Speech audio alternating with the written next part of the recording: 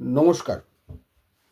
আমার যারা ইউটিউবের ফলোয়ার আছে তাদের মধ্যে অনেকেই রিসেন্ট 2G গ্রাউন্ডের মামলা জিতে গেছেন। এভিকশনের অর্ডার হয়ে গেছে, সেখানে মিন্স প্রফিট ডিক্লেয়ার করা হয়েছে এবং আলাদা প্রসিডিংসের কথা বলা হয়েছে। এক্ষেত্রে তাদের কি করণীয় তারা জানতে চেয়েছেন। ফার্স্ট অফ অল, যেটা ফার্স্ট করণীয় সেটা হচ্ছে আপনি ডিফেন্ডেন্টদের এগেনস্টে বা যার এগেনস্টে 2G করেছেন তার এগেনস্টে অবশ্যই ঊর্ধ্ব কোর্টে বা হায়ার ফোরামে ক্যাভিয়েট করে রাখুন অ্যাপিলেট সাইডে। কারণ ওরা যদি অ্যাপিল করে আপনার কাছে নোটিশ আসবে, সেই নোটিশ অনুযায়ী যখন স্টে অ্যাপ্লিকেশন মুভ করবে তখন আপনারা অকুপেশন চার্জ চাইতে পারবেন মার্কেট রেট অনুযায়ী। আর আপনাদের যা কাজ, যতক্ষণ না অ্যাপিল ফাইল হয়, ডিগ্রির মধ্যে যে একটা স্পেসিফিক মাসের মধ্যে লেখা থাকে যে 2 মাসের মধ্যে ছাড়তে হবে বা 1 মাসের মধ্যে ছাড়তে হবে, নাহলে ডিগ্রি এক্সিকিউট করতে হবে, সেই 2 মাস বা 1 মাস পেরিয়ে গেলে আপনাদের এক্সিকিউশন কেসটা ফাইল করাটা খুব দরকার।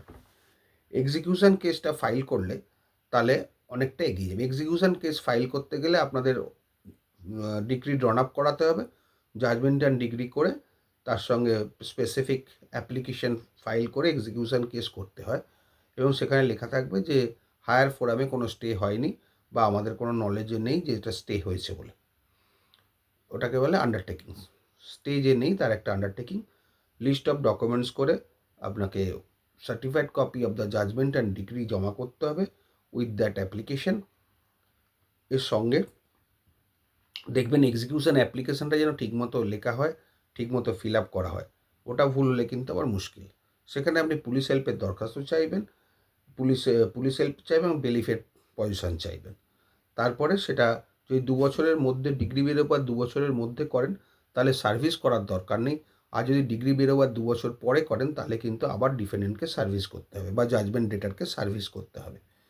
এবার এক্সিকিউশন প্রসিড করবেন, বেলিফ পজিশনের অর্ডার হবে। বেলিফ যদি পজিশন দিতে না পারে তাহলে পুলিশ হেল্পের দরখাস্ত করবেন, পুলিশ গিয়ে আপনাদের পজিশন দেবে, বেলিফ পুলিশ মিলে।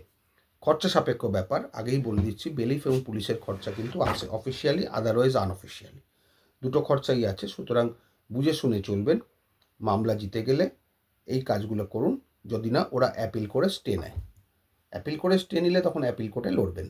ভালো থাকবেন।